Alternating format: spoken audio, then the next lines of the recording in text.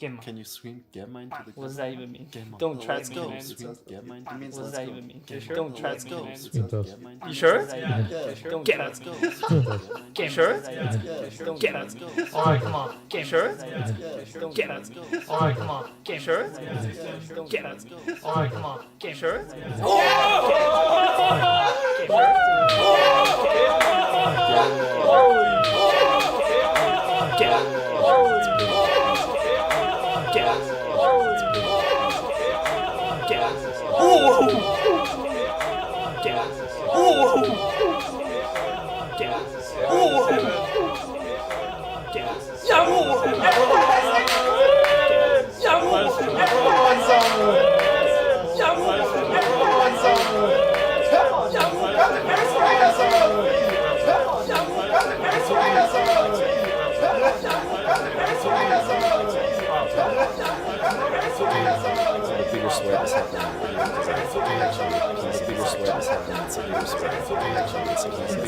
Get over here and raise this guy. Oh my goodness. Get over here and raise this guy. Oh my goodness. Hold! Hold! 7! Hold! 7! Cheat! Come on, cheat! Watch him! Cheat! Cheat! Yes! Watch him! Watch him! Cheat! Yes! Watch him!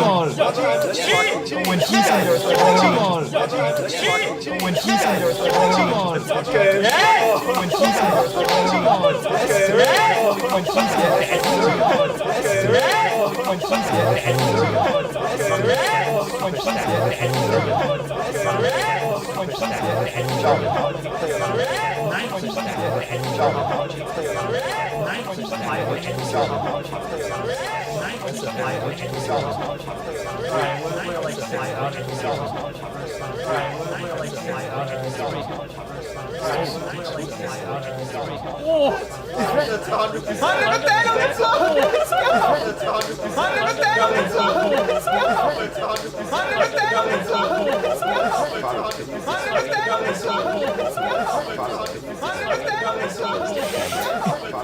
Thanks, moderator. We made a pretty big fun of things. Moderated is the 10 bounty made. Pretty big fun of things. Moderated is the 10 bounty made. We got like 4K locked up already, and we got like 4K locked up already, and we got like 4 top locked up already. And properly. And properly. And properly.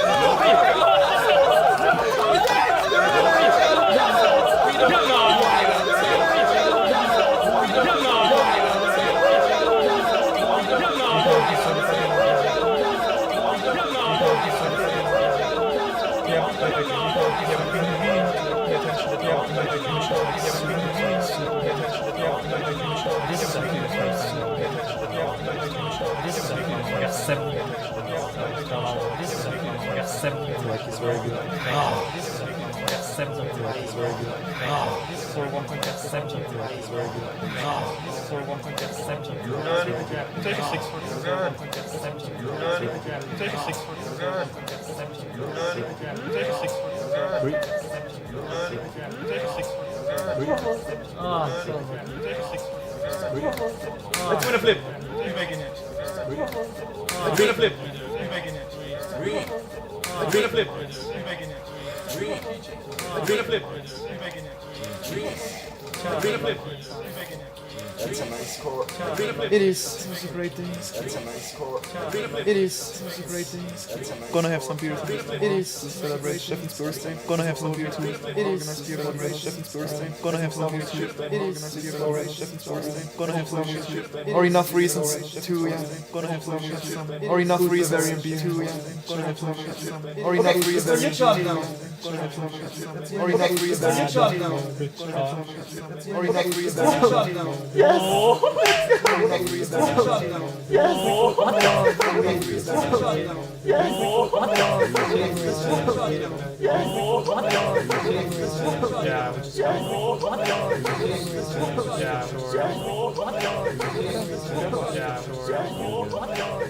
Again on the turn.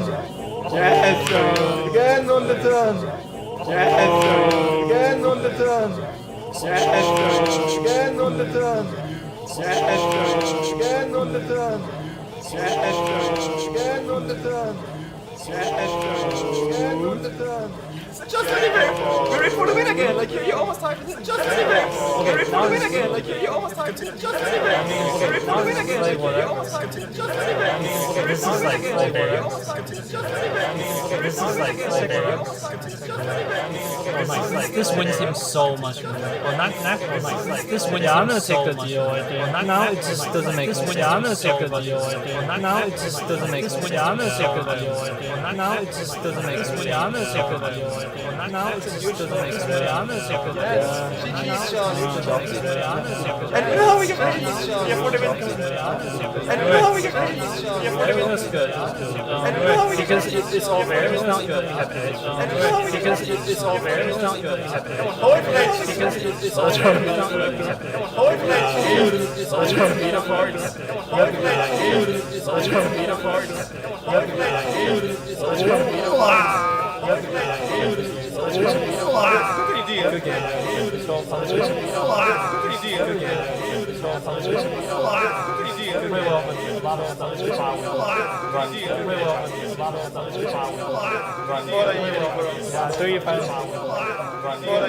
Let's go!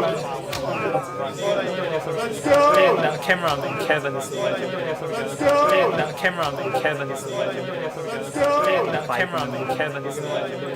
Now Cameron and Kevin is nice breakfast.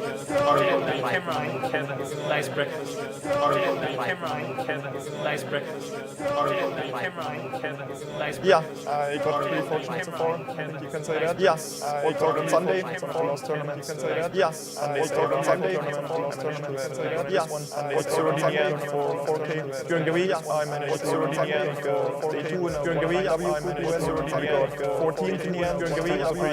Cool scoring like 14th was great atmosphere in the house. Cool scoring like 14th was great. This was not even the end. So like the day after, Wednesday this was not even the end. So like the day after, Wednesday this was not even the end. So like the day after, 15 the end.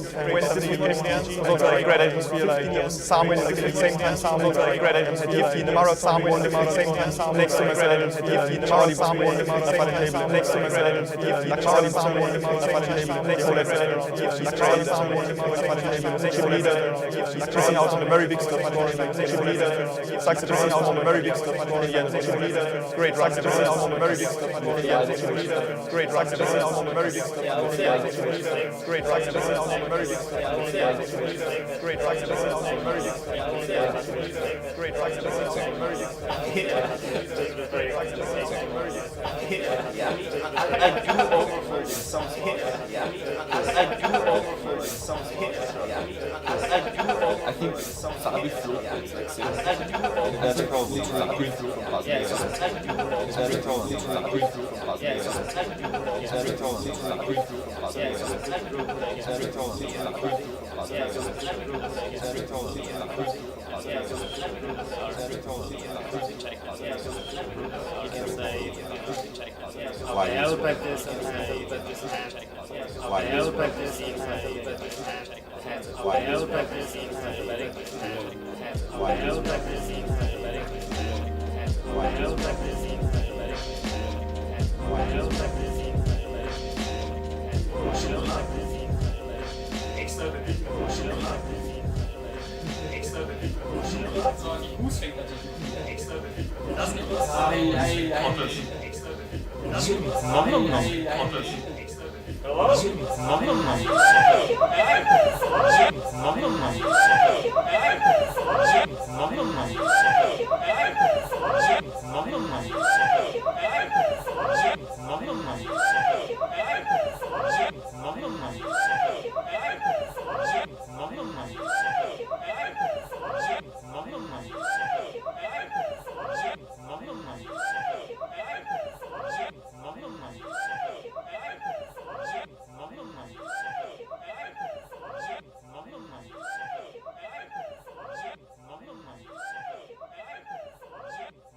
Hello, hello. Hello, hello. Hello, hello. Hello, hello. Ja, also Hallo. Man hört mich, glaube ich, schon auch im Stream. Man hört mich, glaube ich, schon auch im Man hört mich, glaube ich, schon auch im Man hört mich schon auch im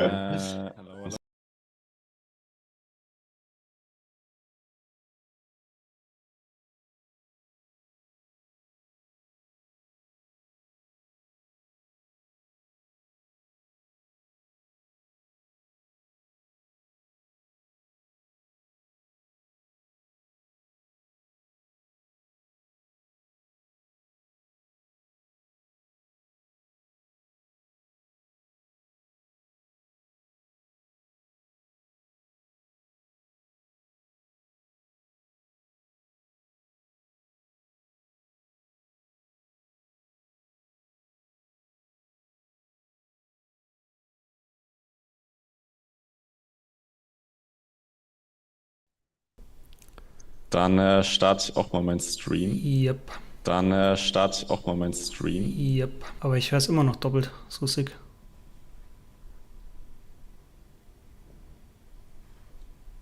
Do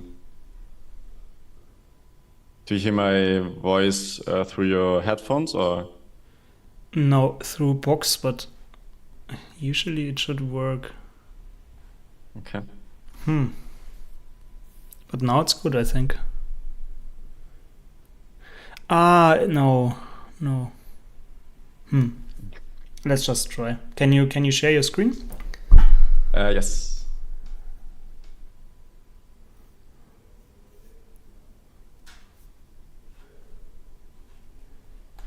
All right. Perfect. Let me do one post.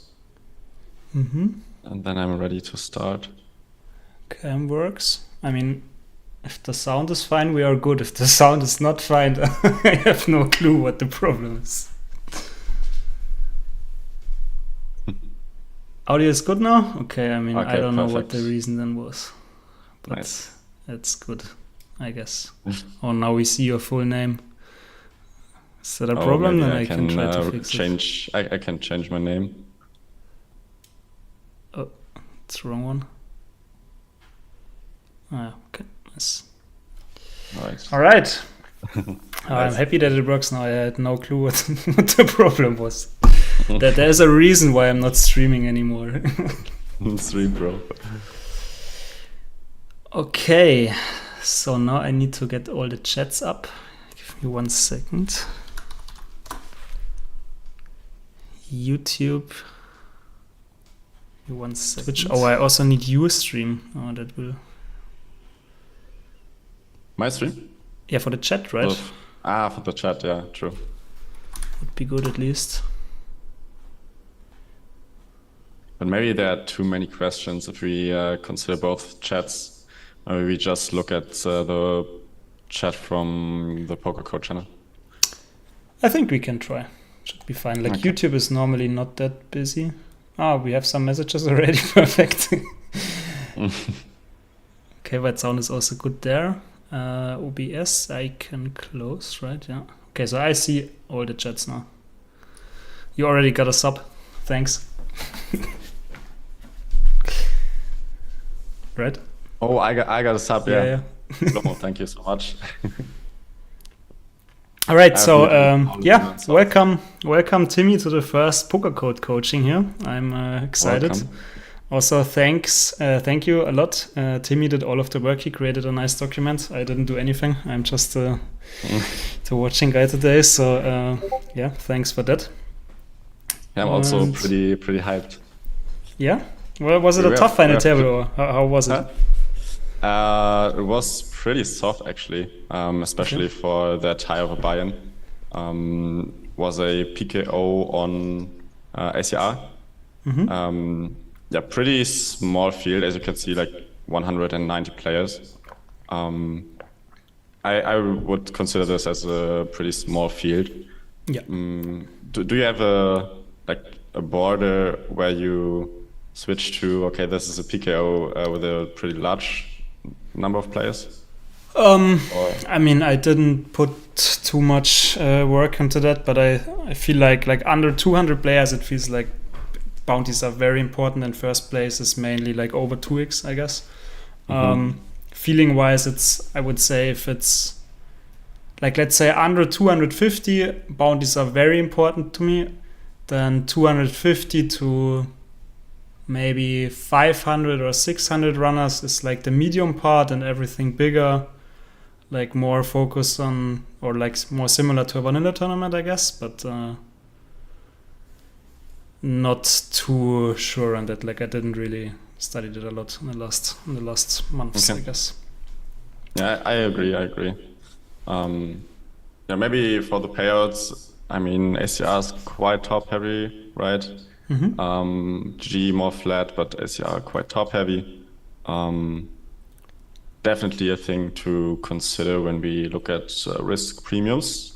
Maybe we can start with the stack distribution. So we had a pretty nice position. That's a good spot. Yeah, and maybe we can first look at the risk premiums, because it's pretty interesting that we only have a positive risk premium against this guy here on MP. That's actually sick. Yeah, that's I mean, sick. One thing I want to add is, like, with all of those PKO final table sims, we have to look at them a bit careful, in my opinion, because there's just a lot future game and all of that involved, what HRC just can't include. But I think looking at the sims to have a good guideline is always very good. But yeah, small things might change a lot sometimes. So you mean some spots you call off maybe even looser or even tighter? I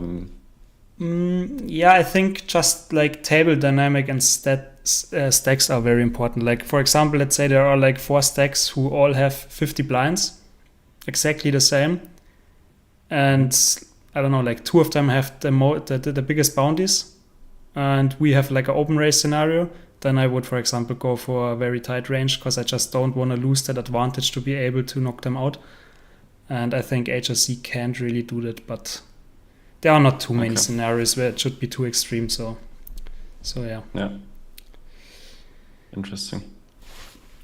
But I mean, it's kind of a guessing game, right? Like I cannot say this is true or my solution is the best one or whatever. It's just feeling wise and guessing game, and we just don't know. But yeah. All right, should we start?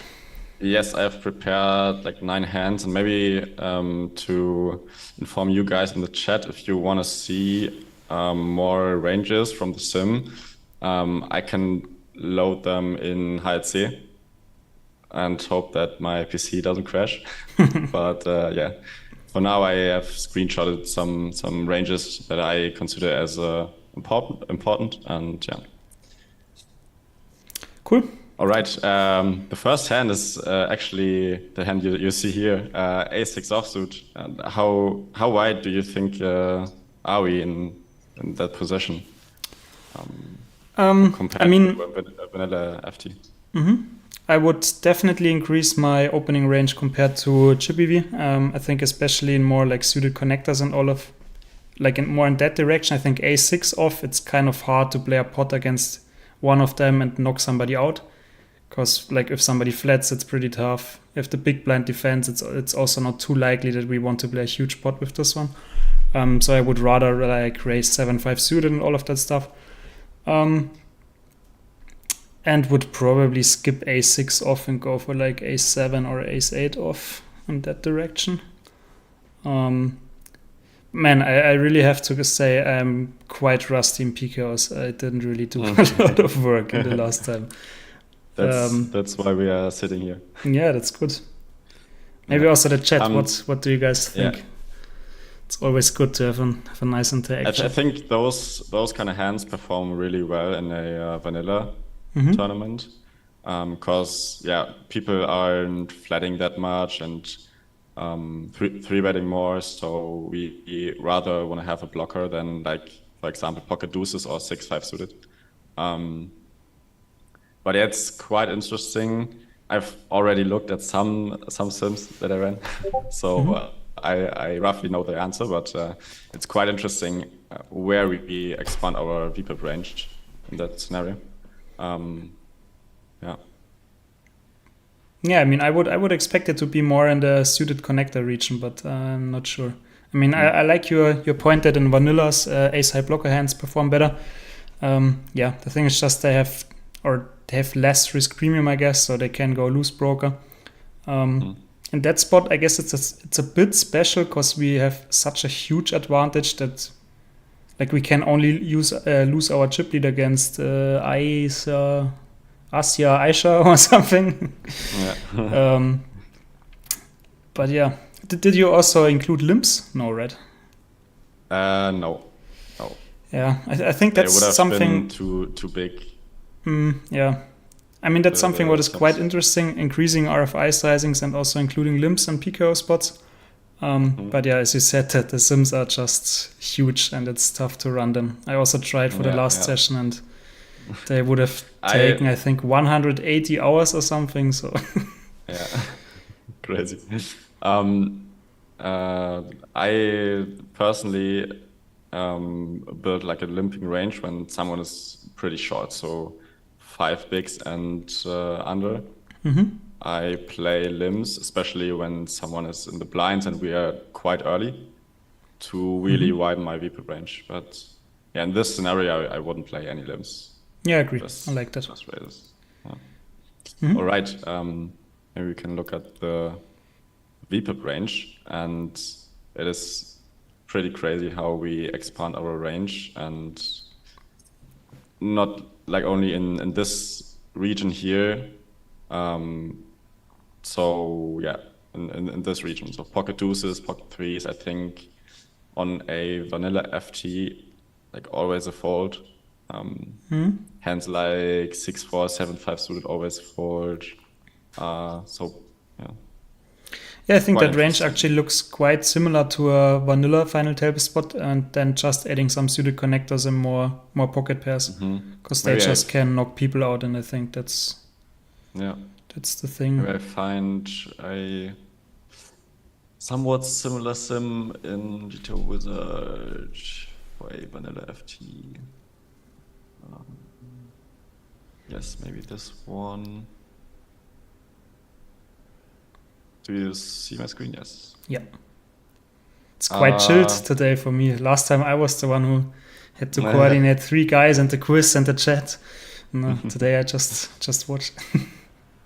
This one is 40 average. I think it's fine. We are at 100 big blinds UTG, so I think this sim is quite good. And yeah, you see like almost the same percentage of offsuit ace-x open raising, but those hands are all out. Also the suited 7x. Yeah, looks good. Yeah. I think also makes sense. Like it's, I would have missed some ace-x probably because I'm a nit. Yeah, me too. I folded this one actually. So I also don't think it's too bad. Like they must be very low in EV, and also if you add then that some opponents just might go like a bit looser compared to the sim because they just see future game and so on. They were crazy, man. It's especially like Ryan Victor's was crazy. Yeah, this guy is interesting. I also had him labeled as crazy, but he actually plays pretty tight sometimes. So maybe he just plays too many tables, or I don't know. Interesting. It depends. Maybe it depends on the music he's playing in his stream. Yeah. All right. I always include like the risk premiums to the screenshot where you see my hand, or a better understanding of the spot. Those blind situations I think are always interesting because sometimes I'm a little bit lost what to do, like with a hand like 3-4 off or so, or king deuce offsuit or so. How would you approach those kind of situations as a big stack? I mean, I think it's heavily dependent on the other stacks, especially in a vanilla. And a PKO, of course, gets a bit, it's a bit different again because he just can call off wider and so on. I'm just thinking about if I would VPIP 100 here. I think I probably would because we have 160 blinds, so that makes us that allows us just to be crazy. I think if we have like 60 or 70, it will get tighter, but with 160, he can't really do anything against us. And also if we lose 20 blinds, then we don't really lose a lot. I mean, I guess this bounty is not too big, so I don't think we go like super crazy, but... We have minus 5% risk premium against him. Yeah. Actually really low. The problem is always it's quite tough in those PKOs for me to consider how the other guy is thinking about that spot. Because, for example, here, if he doubles up, he's covering 2 more guys, right? Yeah, 37, 37. So if he sees that and gets that, he might call off a bit wider, but could also go in the different direction. But yeah, I would probably VPIP 100 and don't really limp at all. Just play raise and jam, and that means just jam a lot and then raise the best part and the worst part. Also including suited broadways. I think suited broadways are mainly in those open raises. So like king jack suited, king 10 suited, and so on. And yeah, could be a bit too wide maybe because his bounty is not really worth a lot, but... All right, yeah. This is the sim. We fold maybe like 2 hands, but almost basically we play range. And as you said, like jam the middle, then raise the bottom and the top. If you see something like that, like would you now try to involve a limping range, or would you just try to simplify that somehow? How do you would simplify the spot to raise and jam only. Yeah. And maybe because of that, I would maybe fold like these hands here to not get exploited. But I think people won't exploit that. Yeah, I like that. I think that's good. Yeah. I mean, I think also adding what's quite important always is finding the right open raises. And it's like pretty much always the same also compared to GPV. Mainly like this offsuit box is pretty much the same always. Then also like this right middle corner with the low suited hands, which just fold out some dominating hands and unblock folds, or not really unblock folds, but still like 8-2 suited, 7-2 suited, 8-3 suited is like in almost all small blind ranges as a raise. So yeah. They look quite similar. And I think in this region here, we expand compared to a vanilla. So if we raise Jack 9 offsuit here, I think we call it off, or Jack 10 offsuit. Yeah, that's actually quite interesting. In the vanilla, we are jamming those and tighten up our value range. I'm actually a bit surprised. Or I would say I almost always miss those offsuit broadways in the raising range, especially here, because I thought I don't really want to raise call. I guess, do we have the rejamming range from big blind versus a raise? Yes. This is big blind versus small blind raise versus. So really, really linear as expected in a PKO. Yeah. Maybe some weird calls. I would have expected this to be jams. Also this part, and then call like ace 2 suited and pocket deuces, if that makes sense. Yeah, I mean, I think 7s and 8s just make a lot of sense to just call, and that's also quite usual to happen, because the thing is, like, we are probably jamming deuces to 4s, maybe 5s in the small blind, so we don't really raise call any worse pocket pairs. No, actually, just deuces in 3s, right? Yeah. Yeah, okay, if we raise call 4s and 6, I mean, I guess that's why 8s and 7s also jam half of the time. I think if we just jam deuces to 5s, 8s and 7s, we'll call pure. I'm a bit surprised about king 9 off, king 10 off, to be honest. I don't really see the reason there, but guess that's not too Maybe important. because we are raise calling like Jack 9 offsuit. Yeah, So fair. it's so wide our value range that those hands perform quite well. What would also be interesting is to add a non-all-in 3-bet, or it probably wasn't allowed, right? It wasn't allowed. Yeah, that might change some things, I guess. But I don't know. Yeah, It's like more of a thing in a vanilla tournament, and the Pico, I don't know. Like probably still, but it's probably not too bad. Like most people don't find bluffs there anyway, and just 3-bet aces and kings. So it's whatever. But I it's think actually a pretty good spot. Yeah, we have a similar spot later on. Oh, nice. And I got 3-bet. Cool. So only call of range against Jam, not too interesting. Can also quiz that a bit for the next spot. Let's ask the chat what they would call or something, whatever is coming up. True. Oh, is he calling Queen 9 suited versus a jam? Sick. Yes. Ace 4. That's pretty wide. I mean, we're also jamming a lot, of course, but yeah. It's tough to be like spot on in these scenarios. it's actually what would you call in a chippy V spot there? In a chippy V spot. Mm-hmm. 20 BB jam. I would call 3s plus. I don't know if you call any pocket, but 3s plus for sure. Mm-hmm.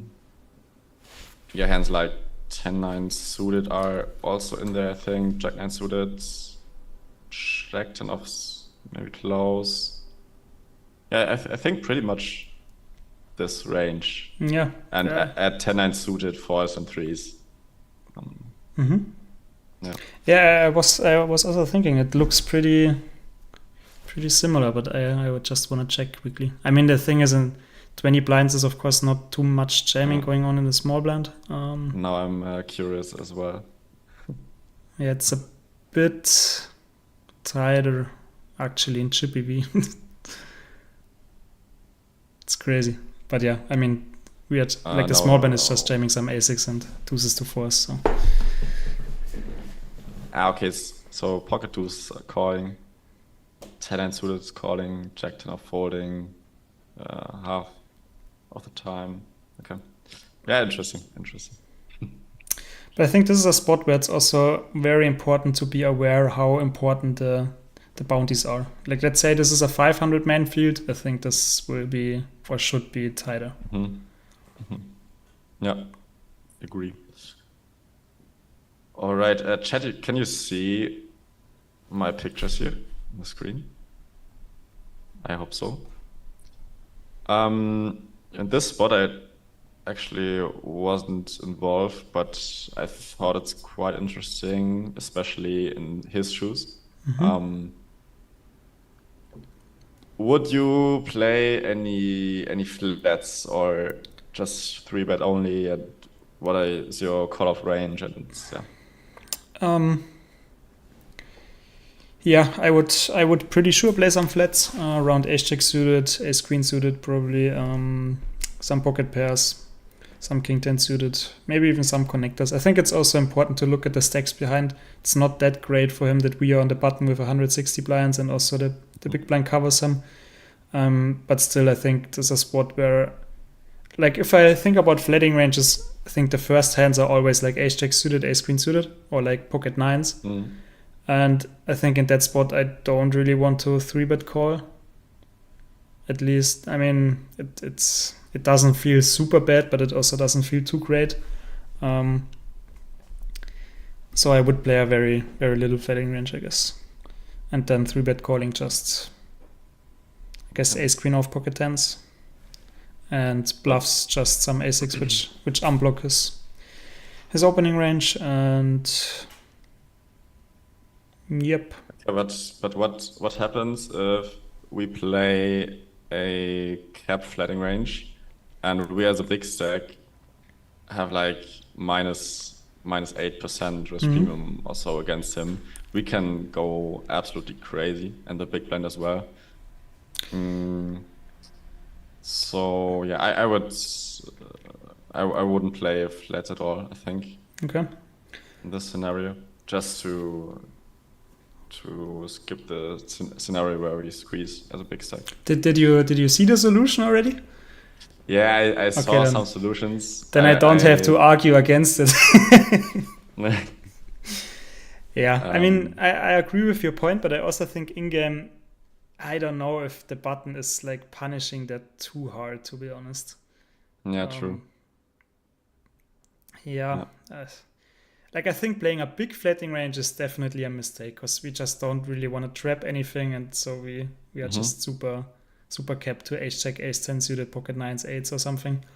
But I think against some opponents that also doesn't really matter. So yeah, I think you can go for both ways and just make it dependent on the players and I think Okay. they And what is act. your weakest pocket? Which you play 3-bet fold? 3-bet fold. 3-bet call. I was okay. If we would have 3-bet folded a pocket pair, then I would have been lost. No. I mean, I think he should probably open raise like 7s or 8s, rather 8s. So I would 3-bet call 9s, I guess. Okay. But I would prefer to flat them. So Okay, maybe the chat can guess as well. What is your weakest pocket pair to 3-bet call off? And maybe the weakest the weakest suited ace-x you 3-bet call. actually, the bounty is quite big. Yeah. So I guess I'm too tight. Risk premiums are minus 6.2 against 19 big blinds. Oh, I completely missed the chat. Yeah, We me can too. only see the half range from the wizard screen. Okay. I have to check that. Bracelet Bro wants to go 10s plus. Would flat 9s, okay. Fuck, I wanted to add something. Yeah. I also think this is a nice spot for what we talked earlier about. If we think about like future or the next hands, if Gego drop loses his stack here, he also doesn't cover 2 guys anymore. And also he has 32 blinds then. What is not too bad, but I also think it's not too great to lose 20 blinds in that spot. So I would probably go tighter than HRC in this one. Okay. Also, like the one guy has a $500 bounty. What is the biggest one on the table? No, Yeah, after this, us. So the our second. bounty is the biggest, Yeah. but I think made America great again as the second biggest. So Yeah, so I think that's quite important. Like I don't want to lose the chance to bust him. So I would go a bit tighter than HRC. But I changed my opinion. I think we can 3-bet call 8s at least. okay. Yeah, let's see. Maybe we can look at the UTG strat first because it's pretty tight. Pretty tight. Yeah. Only 9.7% deep range. In Chippy V, it's like 18 or so, 17, if I'm correct. Yeah, especially like pocket 7s are folding, hands like ace-8 suited are folding, suited 9x are mainly folding, so pretty tight. And I should have stayed, in my opinion. So I sick. somehow allowed like a 5.4 BBO 3-bet, maybe because of his sizing, but I think it's too big for this stack. So 5 BB or 4.7 or so is totally fine. And yeah, we mainly play 3-bets, 3-bet only, but some hands are indifferent, like the classic ones, ace jack suited, king queen suited, pocket 9s, as you mentioned. Yeah. Yeah, I mean, I think that looks pretty good. Yeah, I also like your point. I think sizing wise, it's quite important to go with a small one because like you don't really need to make a lot of hands indifferent. Like he's super polar. Either he goes with Fedor. Like he shouldn't flat ever, I think. And then we also want to be able to 3-bet fold some hands. So it doesn't really make too much sense to go too big here. Yeah. And yeah, I think like once we see that flatting is a thing here for a bit, we can definitely do it in game and probably also increase it by a bit. Yeah. Yeah. Can we see the reaction from button after we called, or is that tough to know? Yeah, okay. I have to I mean, it's not too load important. it in. but- Let's see. Yeah, I'm curious as well. So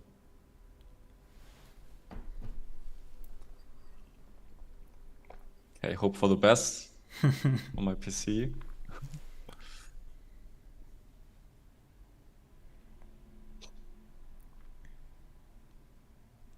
And maybe just for you guys in the chat, if we 3-bet pocket sixes, we call it off. If we 3-bet pocket tens, we definitely call it off. I think it was like ace 10 suited and ace queen we call off and then fold the rest. So pretty marginal folding range after we 3-bet. Maybe keep that in mind when we talk about the 4-bet shoving range from under the gun.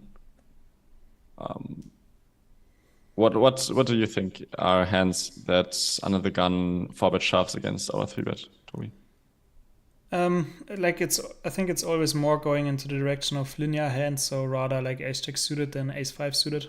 I mean, he's probably not open raising that, right? But yeah, just the stronger hands. Like you want to block value and want to have a bit more equity versus his tens or nines and so on. Yeah. But yeah.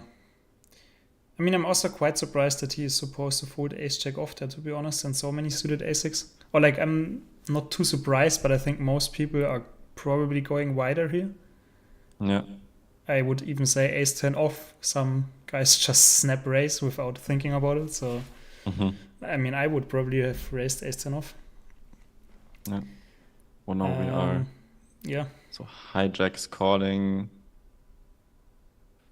And we are on the button. It's maybe a little bit skewed because no, it's pretty linear. Yeah, that looks okay. Fine. Yeah. I think the most important point here is to realize that if we squeeze on the button, we always have to call under the gun jam. So we don't want to go with hands like ace 3 off or ace 9 off or something. And that's why he's choosing like pocket pairs and suited broadways and so on.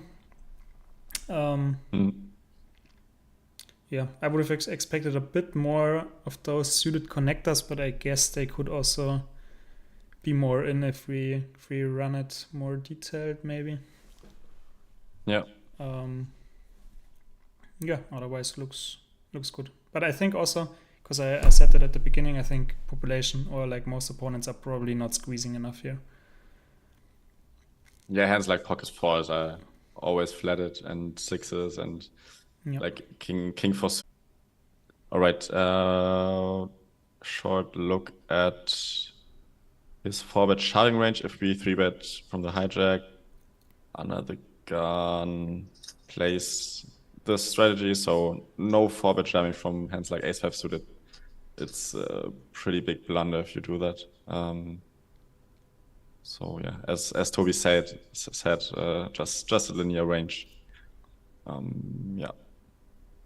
All right. Looks pretty good. I think also one thing to add for the chat maybe, always very important, think about your stack. How big are you away, or what happens when you lose and so on. Like this, I just watched Famous coaching yesterday, and he did a pretty nice video on this, where he just compared ICM scenarios or final table scenarios. And he changed, like, for example, once we are the chip lead on a button with 40 blinds versus 20 and 20. And then we are on the button with 100 blinds. And the changes are huge. Like, it's crazy. And I think that's pretty important. I also have to be more detailed there. Yeah. Interesting. Good. All right. Next. We have a decision here with ace 3 off. I was curious about how our 3-betting range looks here if we go a little bit more linear than compared to a vanilla, or yeah, if we still 3-bet those kind of hands. Because I think in a vanilla, like ace ace 3 off, ace 2 suited. Those hand categories perform really, really well for 3-betting. Yeah. Yeah, I think firstly it's very interesting how much percent cutoff should open raise here. Maybe we can also do a little quiz there for the chat and also for us too. And then I agree, I think the spot is just, we can go crazy at him. Like, first of all, I think he's probably going too wide because in my opinion he should be very tight with us on the button, big blind, second in chips. And he's covering 3 guys closely, so he doesn't really want to play a lot of pots or lose some chips. But yeah, once he's going a bit too wide, and even if he doesn't, I think we can go quite crazy here. And I would probably 3-bet a lot of offsuit a6. But let's get some percentage numbers for range on the cutoff. In Chippy V, it's like 35, I think. And yeah. I'm bad at numbers, to be honest, but I think 35 or 30. Yeah, 30, around 35, yeah. 40, even 37, but 35 seems good. So drop a number in the chat.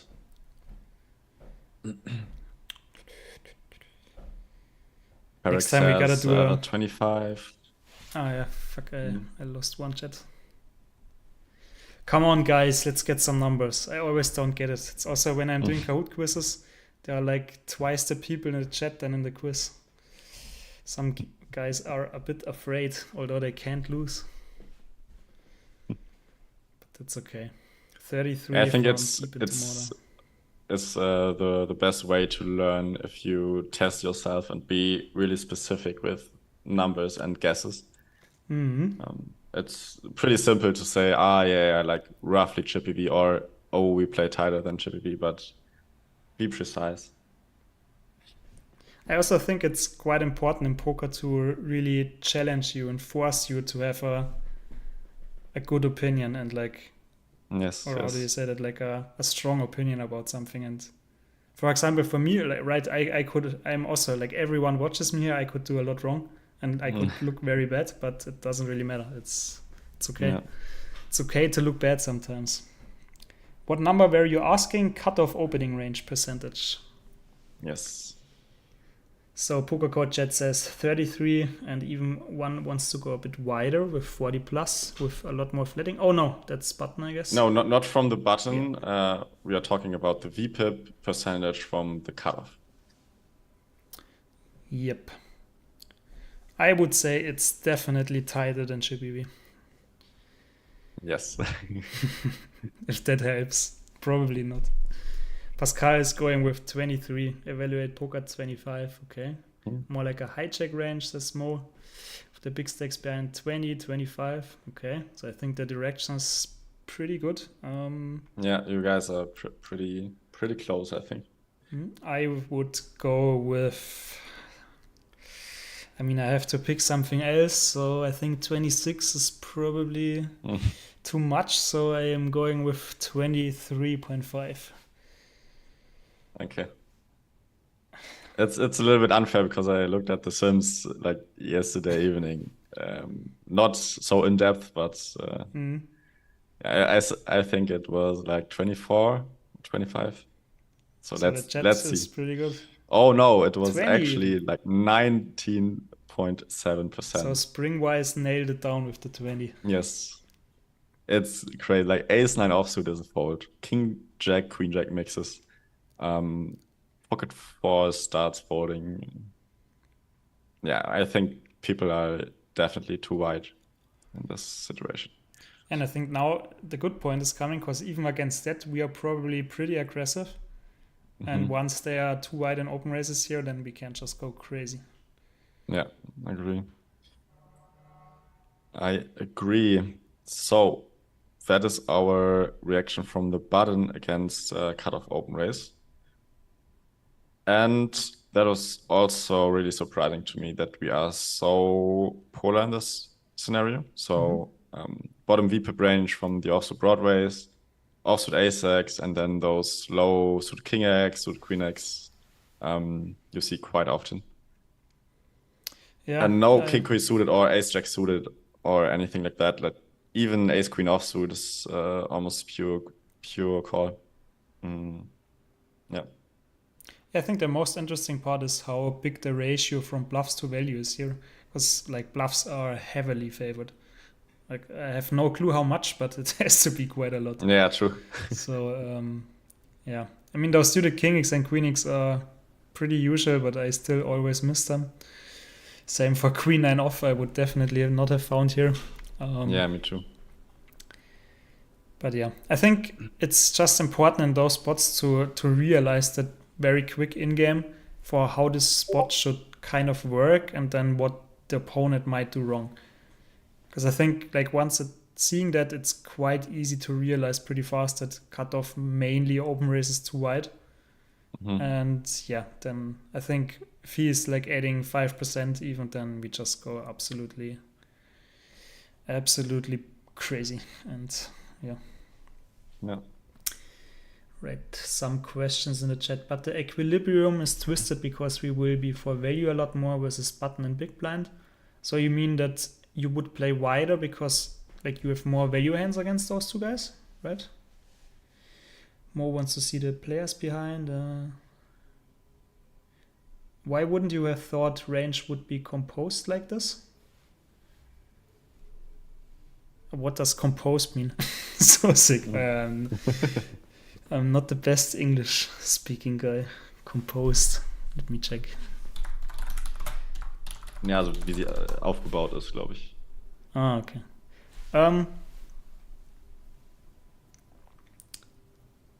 I actually don't know what you mean for that. It was a question to me, I think, because I said that I didn't thought that it was so polar. Because I think we have still negative risk premium against cutoff.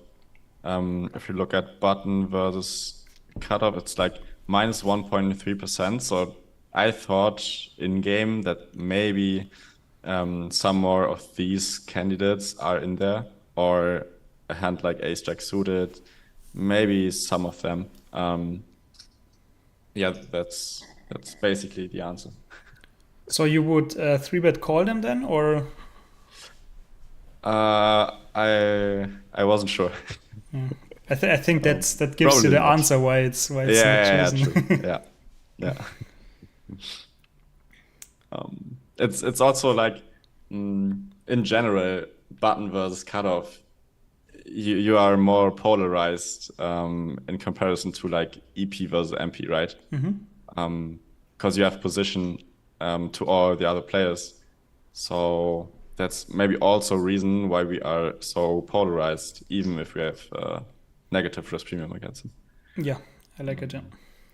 With one more question, how are these pre-flop ranges affected by post-flop tendencies of the population?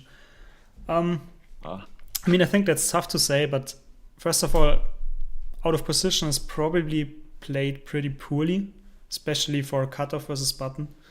But I think in that spot it doesn't really change a lot, because the thing is he's open raising already quite tight, and then also we are the huge chip leader, so he's not really supposed to be crazy or bluff a lot post flop.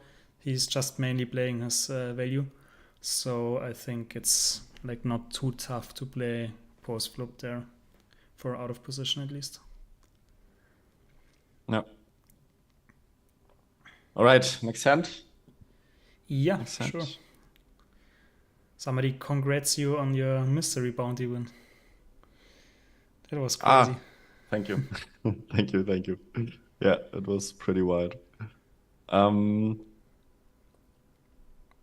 right, another, I think, interesting spot. Do you play any jams in this scenario? And if yes, which hand categories do you jam? I think the first question there is always, if I jam ace king off, is he calling ace queen? And I don't know if he's calling ace queen there, to be honest. So, I mean, actually, first of all, I want to say probably small blind is not really supposed to play a lot or any flats here with us in the small blind, with us in the big blind.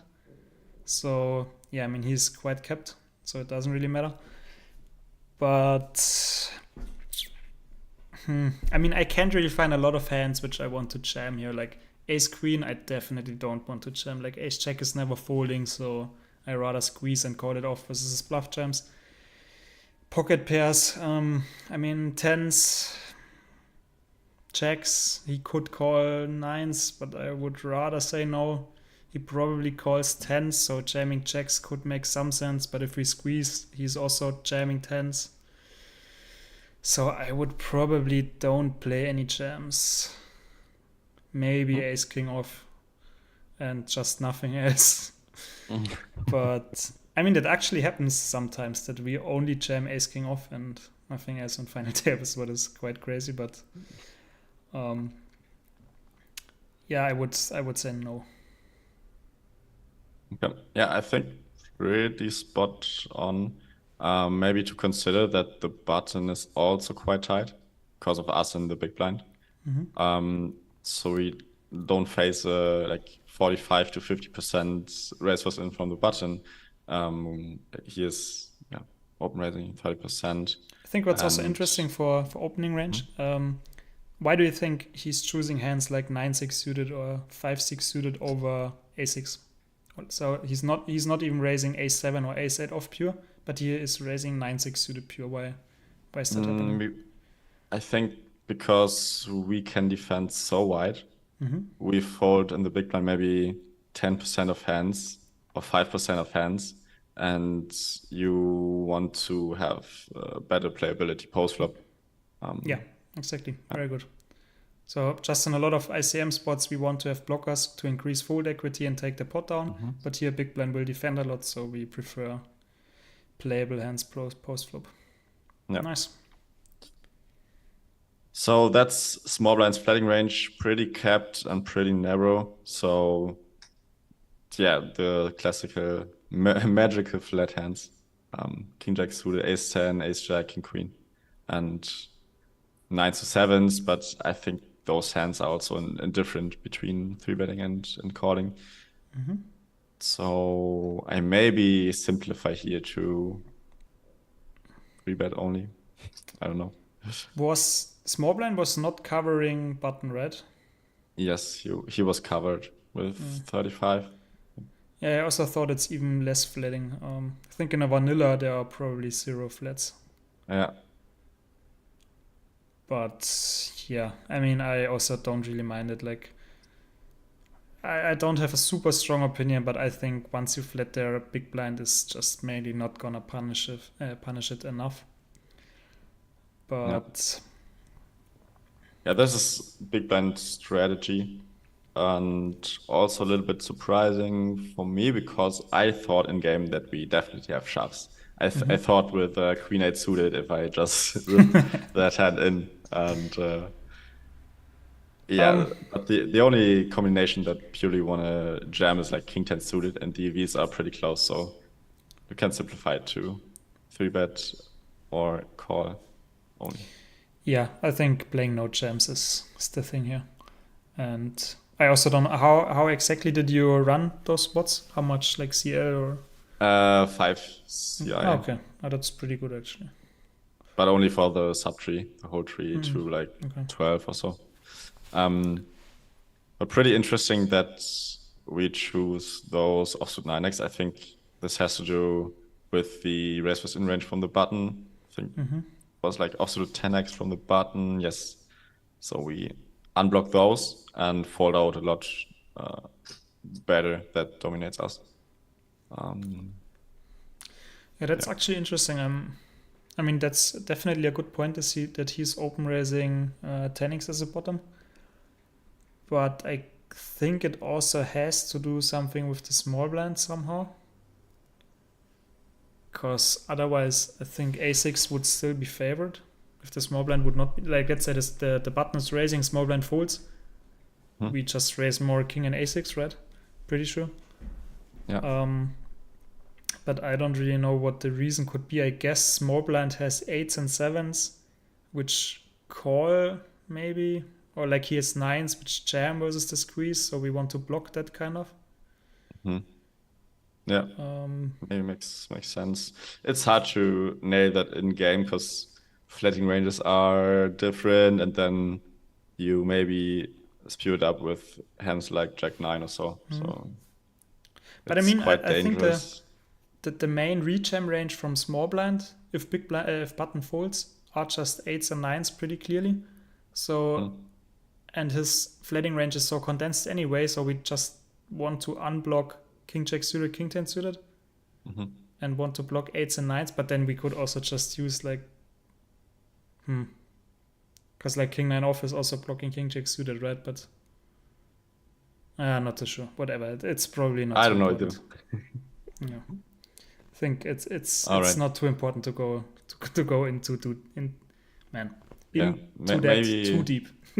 Maybe a little takeaway here that we don't want to shove that much against this tight of a button range and 43 big blinds. So if button would be wider here in the spot, we surely have shoves from this region here and this region maybe. Yeah, I like it. So maybe checking the chat pretty quick. Is Yes. fold 8s to 10s shove? Nope. Will there be a replay of the review? Yes. This Twitch stream should be saved on Twitch, and if not, then it's saved on YouTube, pretty sure. So on the YouTube channel. Are we calling off a jam when 3-bet ace-jack off in the spot, or is it a merge bluff? I think versus the small blind we call, because he's jamming 8s and 9s, and also doesn't have ace-queen a lot. And versus the button we pretty sure fold. Yes. I could load it in HC, but I think we just go on. Yeah, that's fine. I'm pretty certain that's how it's split. Now it gets interesting. Now we face this little 3-bet that you see quite often from wild players, blind. And I was so close to 4-bet jam, like 5-7 offsuit here, because I think he is full of shit. But yeah, I skipped this one. I mean, first of all, I think it's a pretty good spot for a big blind to use 3-bet bluffs. Then for us, I think it's important to not jam too much, but 4-bet non-all-in. Because the thing is, he's super polar. He either has nuts or he's a bluff. So if we 4-bet to 11.5, we kind of like get the same thing compared to that we jam. But we just lose less against this value. But yeah, I think our hand is just not too great to 4-bet here. But for me, it's like in those spots, it's quite tough because there are opponents which just don't 3-bet bluff that ever. And then there are some who realize that it's a pretty good spot and do it too much. So like if we don't have info on the guy, it's tough to really play that spot. But and maybe a good solution is that we play roughly theory, so use some hands that are do that in theory. Because if you note, like, lock that spot to him being a little bit too wide, you just jam range. It's crazy how sensible this is, or sensitive this is.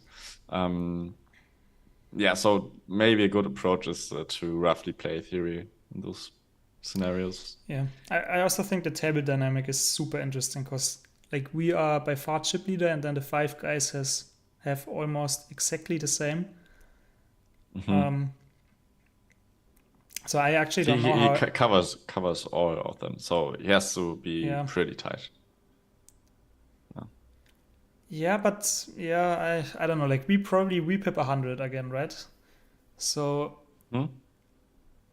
if the big blind doubles up, he has 68 and we have also 60, so we would be tied as chip lead.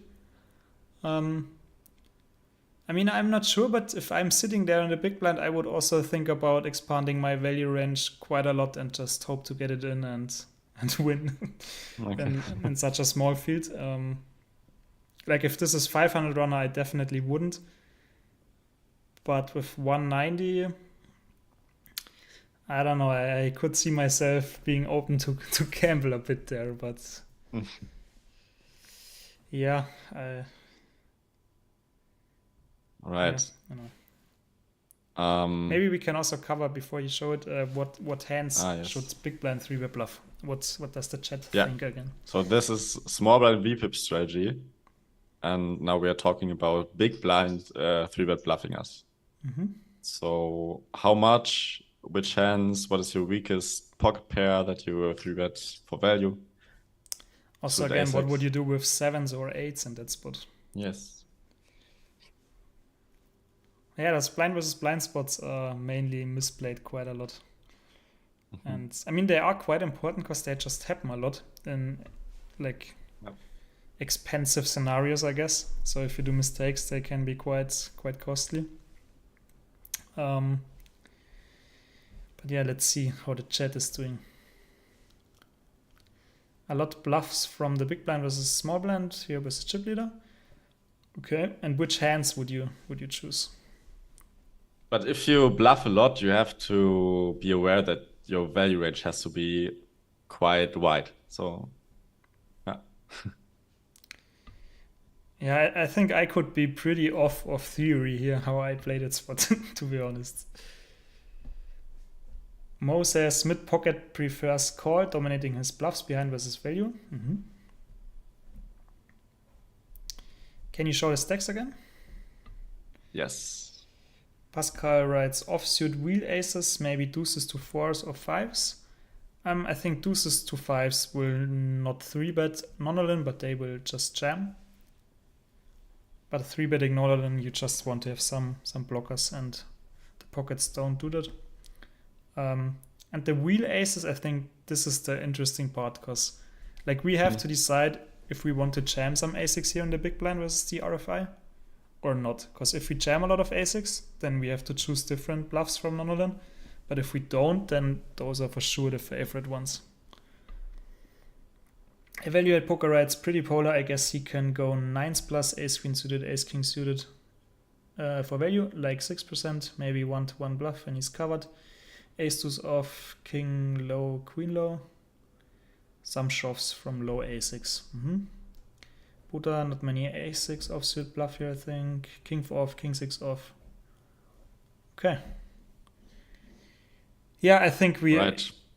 I would also not jam too much a6 there out of the big blind. I think I would jam some pockets and then like ace king, ace queen off, ace jack off.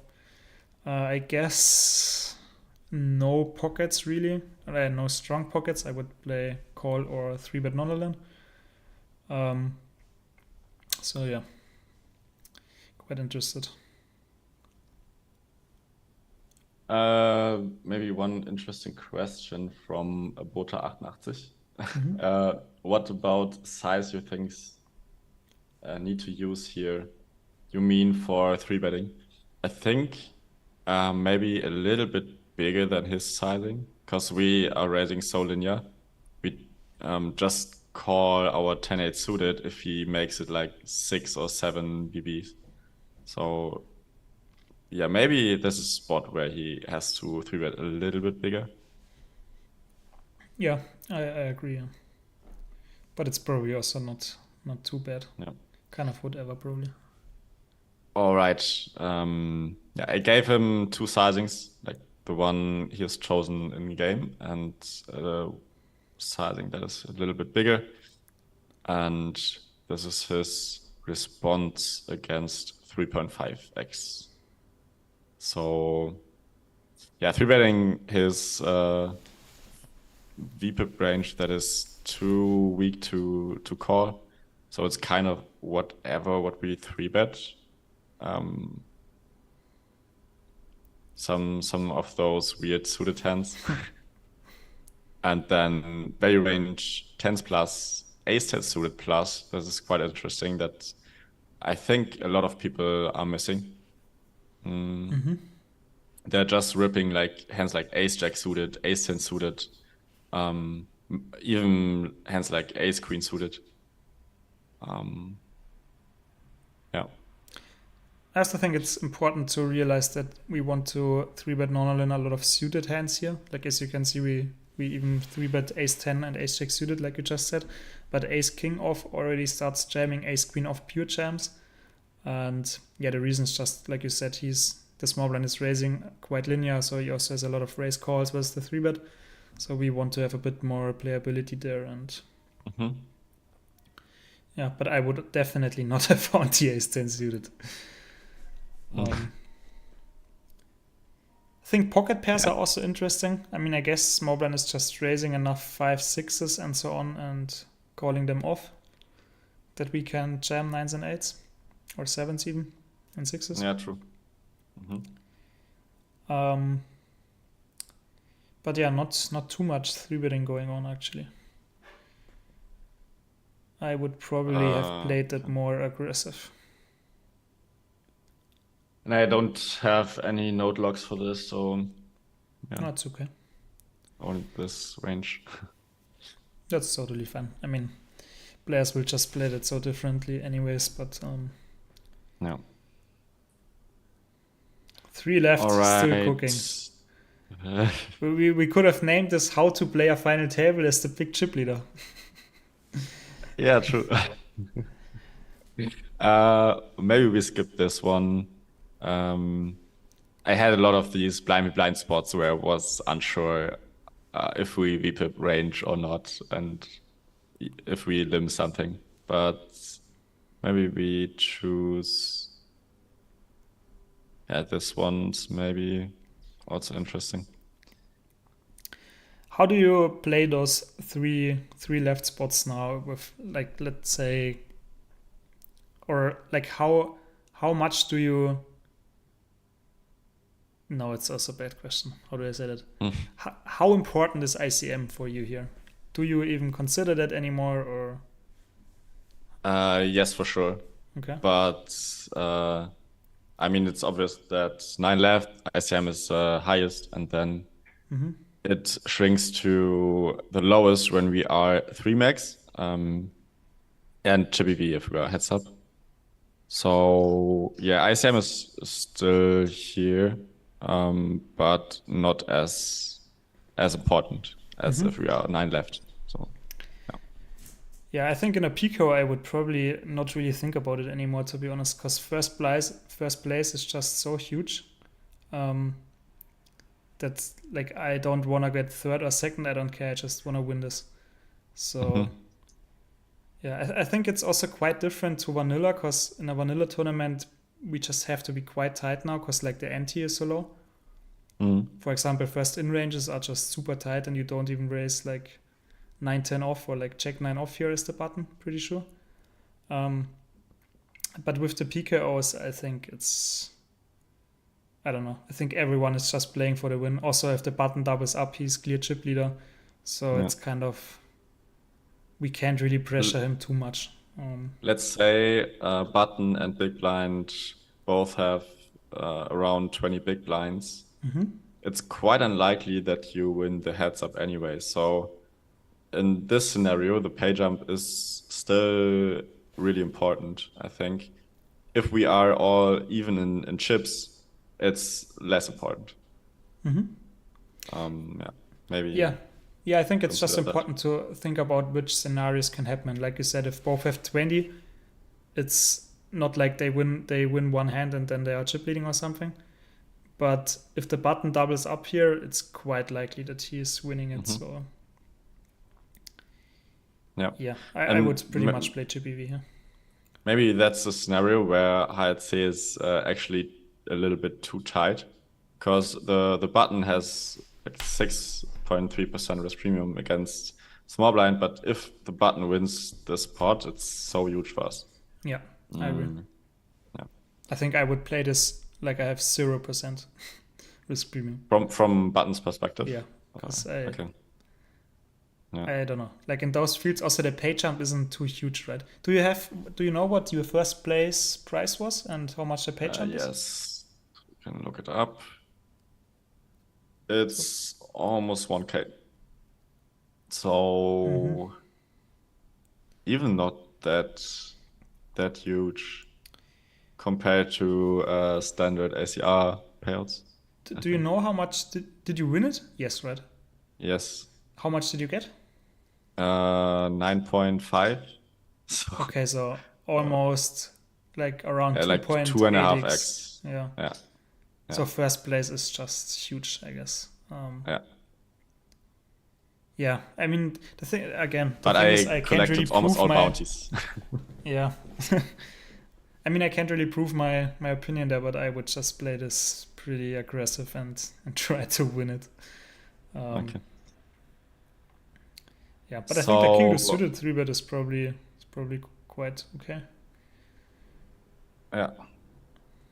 Which hand classes are you 3-betting here? I mean, if it depends how the button is playing, but I mean, I guess he doesn't have too much pressure, so we just have to go kind of linear and can't only use like ace 3 off because he's also defending quite a lot, or at least I would defend quite a lot. So I mean, I would probably just play this like Chippy V, to be honest, and rather 3-bet like offsuit broadways or like a ace 9 off where we can flop a top pair and get it in, Yeah. and not go for ace 2 off or something. Yeah, I agree. Yeah.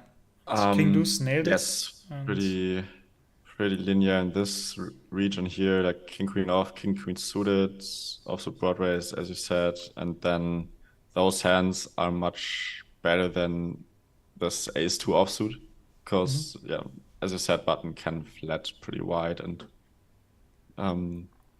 play some pots against us. But found the Yeah. king deuce suited. Nice. Found the king to suited, was surprised as well. I would have missed it again. All right, any questions to this spot? If not, we have one hand left. But now it's time to ask some check. questions of you. Vanilla in my Sims, there's a lot more ICM when I do 3-way. In PKOs? Because in Vanillas, there's for sure a lot more ICM, but in Yeah. PKOs, it probably shouldn't be. Or like otherwise, if maybe you did PKOs but with a lot more runner, then it's also happening. I think that's also maybe a tip for everyone here. It's what I used to do in those spots is, for example, I solved the spot for the spot I played with 190 players. Then I solved the spot with 500 players. Then I solved the spot with 1,000 players, and so on.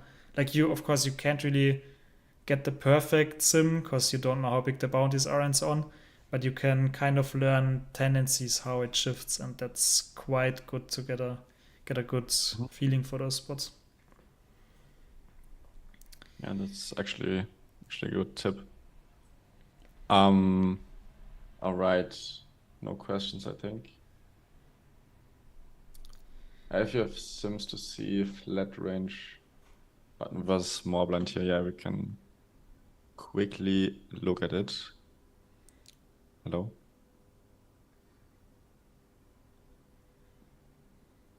My HRC is stuck. No.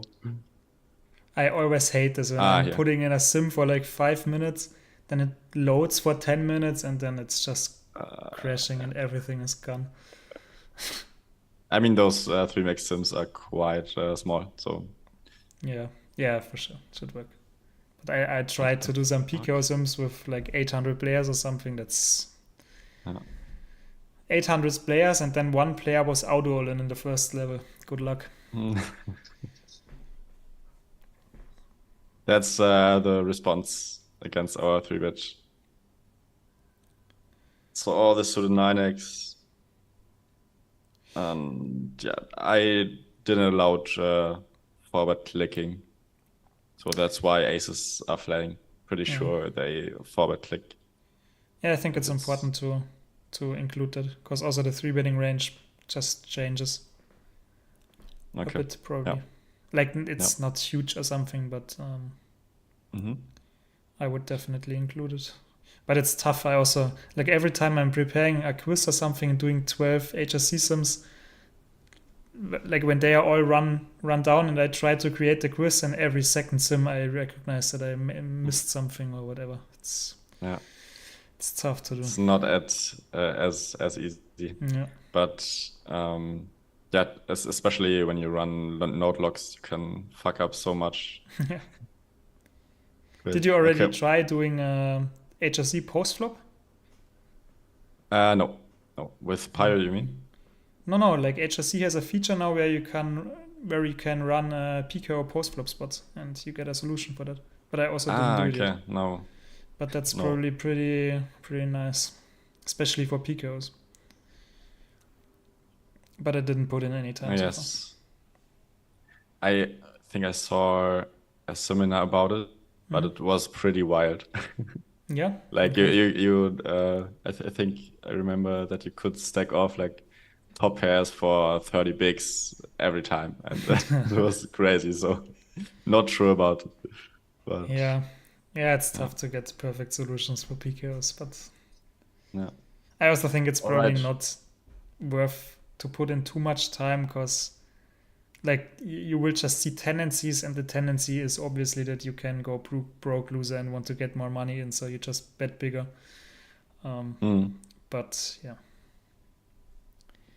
What are you guys' screen names? I actually don't know. Use Timmy Twitch, right? Yes, almost on every side. Timmy, under Underline. slash, Yes. underline Whatever. Unterlinie. by English, Unterlinie, Twitch. And yeah, I'm called like here in the chat on most sites. On the other ones, you have to guess. I don't tell them. It's actually funny. I'm playing on 2 more sites now where I didn't put in my name. And if you're playing against some streamers, then and they who usually know you, but now they don't know you, it's quite funny. Are they playing differently, or? I mean, it depends on the name, I guess. But you can choose names which doesn't sound like an Austrian rec. Yeah. No, I mean it's just a small set, but I think it definitely has effect. Like I feel that on GG quite a lot. I don't have the streaming tag anymore, and since that my red line got a lot better. And I mean it also has to do with my game for sure, but like with the streamer tag, it seemed like they just always want to call and have the moment. Oh, I hero called him. Now I can open his stream and see his reaction or something. And I mean, you can view it from both sides. If someone streams his hand, you are more likely to fold your hand because you see the hand from the other player. Yeah, that's a fair point. Yeah, but I think like it's just worth a bit more to hero call someone, right? And like see him lose, because if you just fold and you're right, nobody sees. So, but yeah, well, I mean, whatever. That's just kind of a leveling game anyway. All right, last hand. Last hand. Wow. 3-bit. Yes. Pretty difficult to approach this spot because he has such a big bounty. If you see West Premiums against small binds, minus 4.4 risk premium. Yeah. Yeah, I mean he cannot really 3-bet Nonolin too much. I think probably 10s plus 9s just jamming. Ace King off just jams, Ace Queen off just jams. So like Ace Queen suited and 10s, maybe even only checks. And then he probably 3-bets like Ace 9 off, Ace 8 off or something. But not really a lot of bluffs, I guess. Yeah, I don't know. Our hand is not too great if he's 3-bet bluffing Ace 9 off, but I guess we still call because we are just priced in. But yeah, seems to be pretty strong. And what hands are you shoving in the spot? From our perspective. Yeah, I mean, I guess I would jam some low pocket pairs because we still have some flips and just fold out bluffs. Then like value part, I guess we just go broke with Ace Queen and like pocket pairs are quite tough because I don't know, like if he's not even 3-betting ace king off, what probably he shouldn't do, we are not performing too great, but on the other side it's also a big bounty, so I think we can still go broke with most pocket pairs. Like if he has like 30 blinds, I would just call 8s and 9s, but I think with 21, like if we call, there are 3.5, so 12.5 in the middle, so stack to pot ratio is almost 1-to-1, so tough. I mean, those are the spots where I feel like it's just kind of dumb to continue because they just always have it, and it's I mean, I would definitely defend quite a lot jam. Also definitely jams and low pockets. I just struggle with like 7s, 8s, 9s, or like ace check suited, I guess. It's tough. Yeah. I think it was quite a good guess with your low pockets and So this is small blinds 3-betting range. So even queens are mostly flying in. Ace king suited, kings, aces. So maybe a spot where a rag is definitely too wide when in 3-betting, in the bluffing region. And there's our response. I don't know, actually. It's tough. I don't really have an opinion there how rags are playing this. Okay. It's I mean, I would probably just play this like theory because I don't really know. It's also I mean, there are definitely guys who are over bluffing this. It's important to know them, of course, but there are also just like a lot of rags who are just nits and probably always have it. So yeah, true. But as you mentioned, low pockets are flying in.